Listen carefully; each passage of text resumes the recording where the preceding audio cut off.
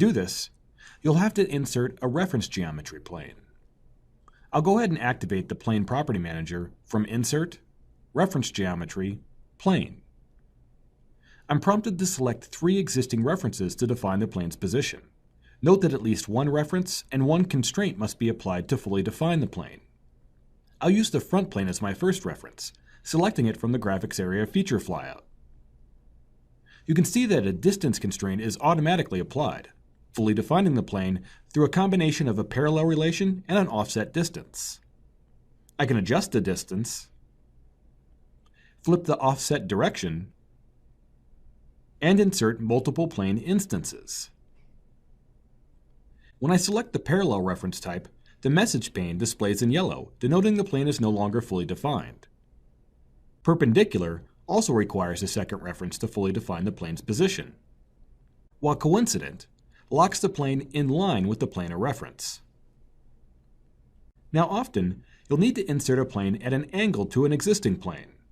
This is where the angle reference type is used. But when I select it, I'm prompted for a second reference to fully define the plane. I need to insert a pivot for the plane to reference. So I'll exit the tool and insert a reference axis, using the front and top planes to define it. Now when I go back and insert a plane, I can use the axis along with an angle to fully define the plane.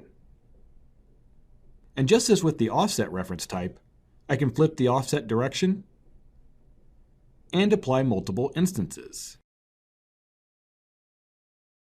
As a tip, if you're inserting a plane that needs to be at a 45-degree angle to any of the default planes, you can simply select the midplane reference type and then select the 2 default planes you'd like the new plane at an angle to.